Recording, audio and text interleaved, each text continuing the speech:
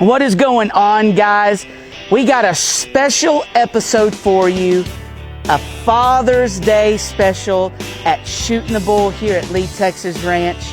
You're not going to want to miss it because my dad is the coolest dude that I know. I thought, man, it would be cool to throw the football and talk and reminisce about how good of a kid I was. Right now, I think he's coming in the gate, so right now we're starting Shooting the Bull special Father's Day episode here at Lead Texas Ranch.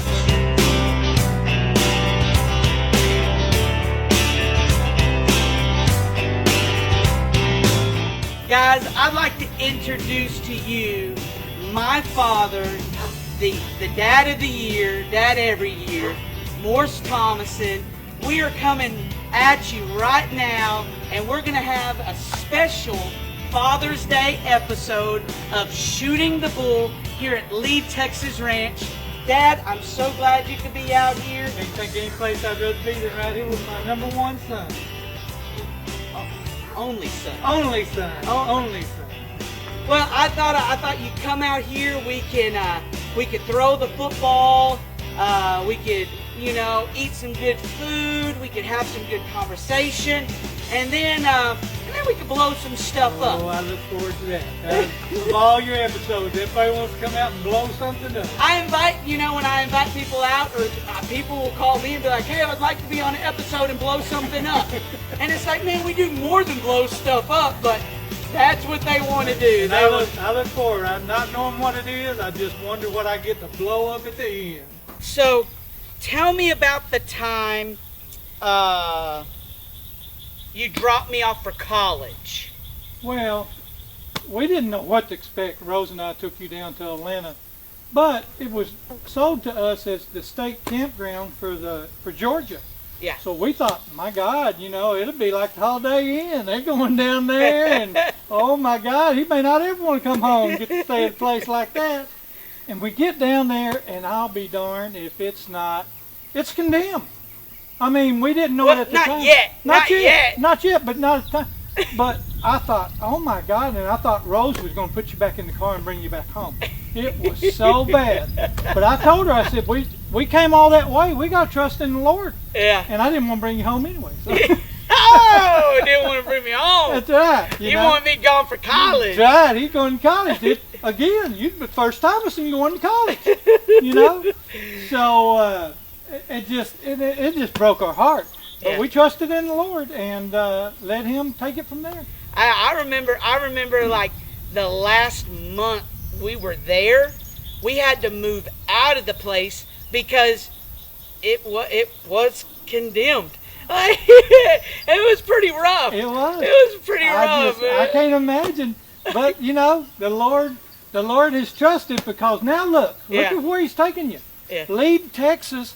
Parents, let me tell you, parents, do not think that you're taking your kids to any place that I wouldn't take my own kid. Yeah. This place is, oh my God, brand new dorms, got an MP building with places to worship and to study and prepare meals, and I'm telling you, this place is paradise. I would sell my home and move out here if Chris would let me, but I ain't letting him. But he says the students I'd be a little too old to be a student. I'm getting tired of just kind of throwing the football around with you. I remember back in the day, my father, Chris Thomason, would love to skunk his own kid. Oh, yeah. You never let me win at anything. I wouldn't. You didn't know free ribbons in my school. There was none. You know how you don't get to just participate. Fathers are supposed to like, oh, good job, son, you beat your father. No, that was for Mama to do, not Daddy. No way, man. My dad whooped my tail at everything. You had to earn what you get in a man's world. And I enjoyed it, but let me tell you this. I think I got you beat now. Why don't we go down to the bullpen down there and let's play a little mano-a-mano game. What do you think? Just going to get embarrassed again. That's all I got to say. Huh. So here's the game, okay? We were throwing the football up there, and man, these are old school Nerf whistling footballs. You can chunk them. They're pretty cool. Had to buy them off of a vintage toy store thing, man. Back in the day, this is what we were throwing. This is probably what I was breaking the house with, you know. Lovely. All right, so we got 3 hay bales out there. All right, 3 hay bales at 30 yards, 40 yards, and 50 yards. Okay, 3 hay bales, 30, 40, 50. Points go like this: 3, 4, and 5. Okay, we're playing the 10. All right, short game because I gotta save these shoulders because he's getting old. So 30, 40, and 50, 3, 4, and 5. What are you gonna go for first? I'm gonna tell you how my game's going down. Okay. I'm gonna hit 2 threes and 4, and that's 10. Here we go. All right, here we go. And Oh, first 3. All right, here we go. I'm gonna tie you with the 3. You ready? Okay. Tie you with the 3. Here we go. And oh, the game's tied up. that's 3-3. right. 3-3. Here we go. 3-3. Easy game. Another 3. Here we go. Oh yeah, good 3. Good 3. You gonna keep it tied, or you gonna go home? Go big. Well, everybody knows bigger's better, right? Okay. Ready? All right, here we go. And go for the 4. Boom. Boom. All right. All right. 7. 7, to 7, 6. 6. All right. 7 to 6. I'm gonna get my 4 and make my 10, and then you're gonna have to decide what you want to do. If you hit it. Oh no, it ain't gonna be. Hey, if you hit it. I'm not. I mean, you can just go ahead and insure it right now for $1 million, man. If you got the easy part done. I got a nice cold Dr. Pepper saying he won't. I got my 10 points. What are you going for? Winning football right there. Winning football. I'm going to show you more. So you ready? I'm going to show you. Here we go. Ready? 4. Here we go. Ah!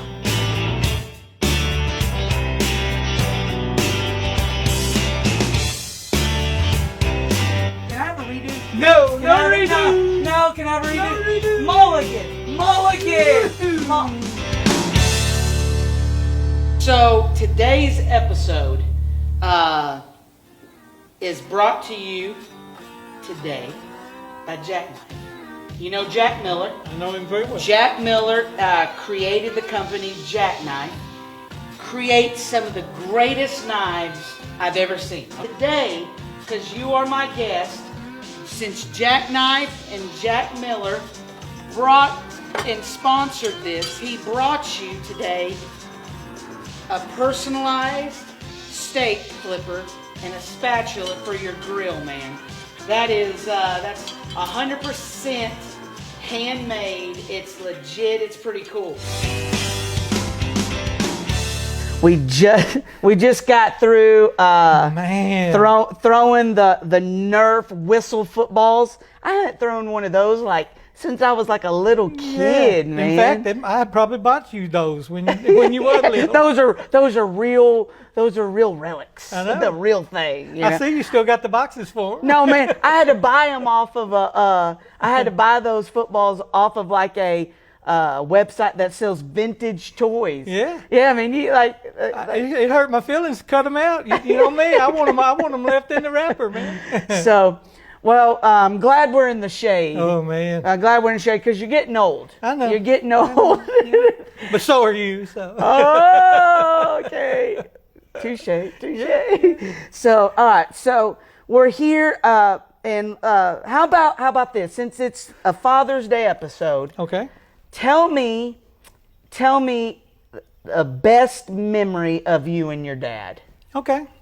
We again, I'll just give you a little lead up with my dad. My dad fought in World War II, like most of the men in that generation did. Came home, got a job, was supervisor of an oil company, and made sure that he'd go to work, he'd come home, he'd get up, go to work, he'd come home. That was a lot of men of that generation. Yeah. Their job was to provide for the family, and they didn't do a whole lot of pouring into the children. That was the mama's job. So, but I can remember when I was in the 10th grade, I had been just a regular student, C, D, maybe make a B sometimes, and I was a pretty happy kid, But then in 10th grade, Chris's mama, we started dating in the 10th grade, and Rose was well into education and in school, and she took me kind of under her wings and was helping me do my lessons and making sure I would do my lessons. Turn in your work and turn stuff. in my work and stuff that I was probably not doing. Yeah.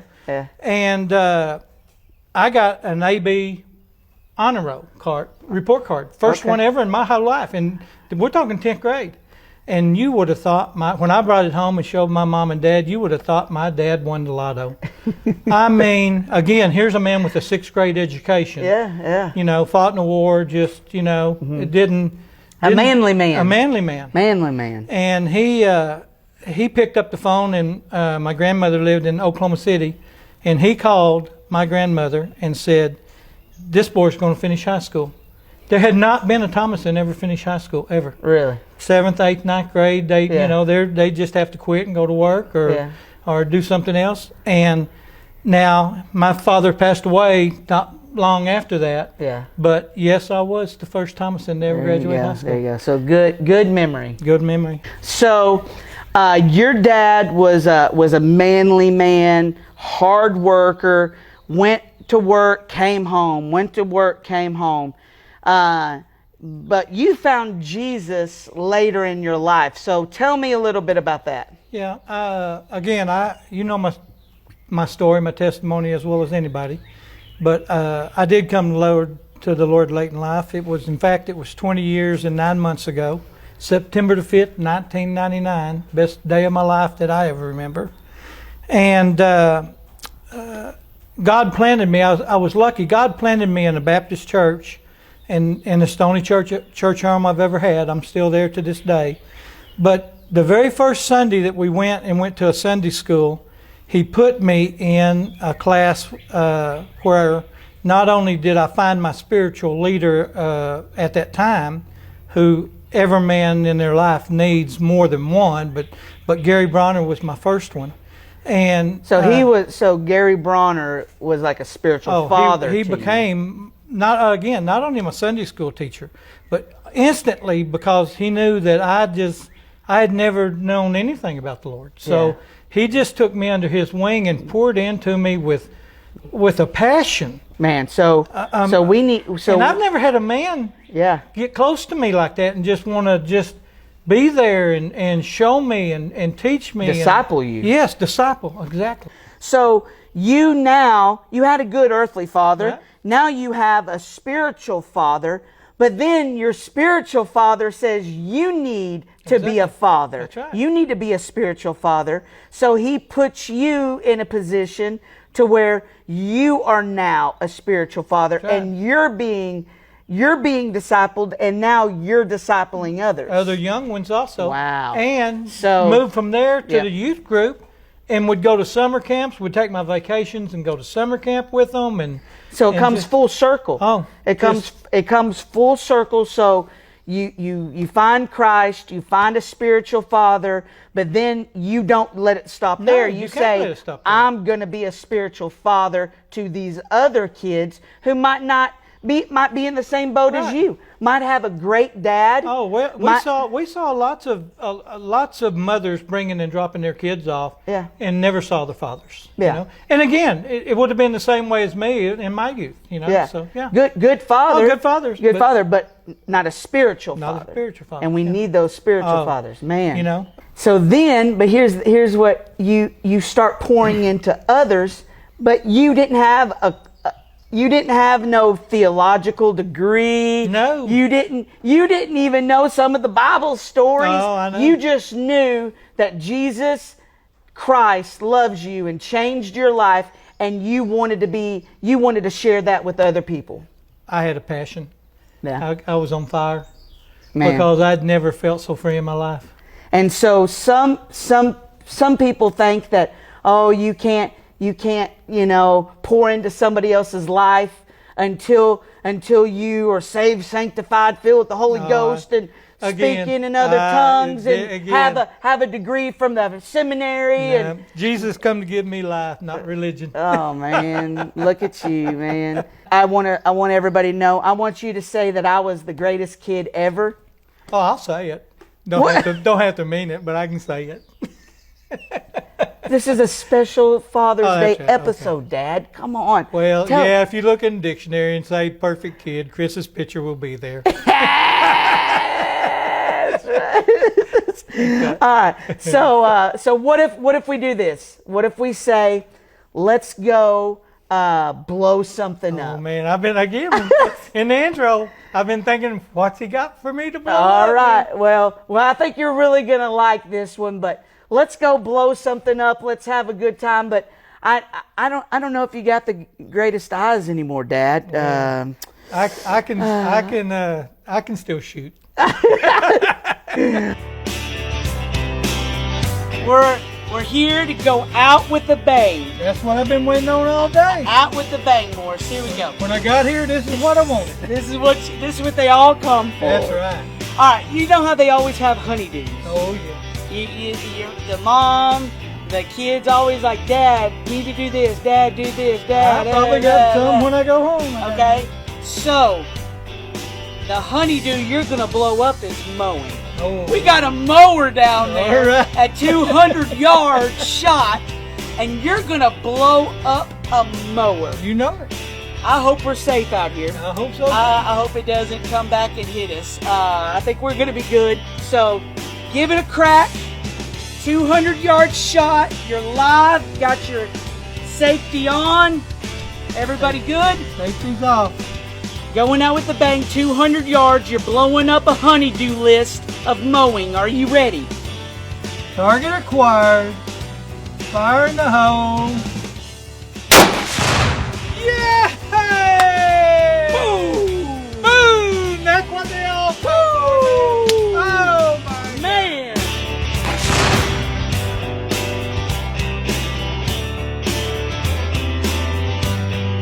Man, it's always good having you, Dad. Man, I tell you what.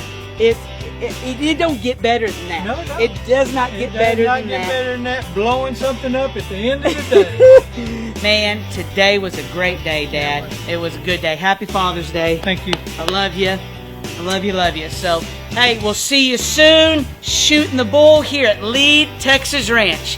Check us out online at www.leadintexas.com. Y'all come back now, you hear?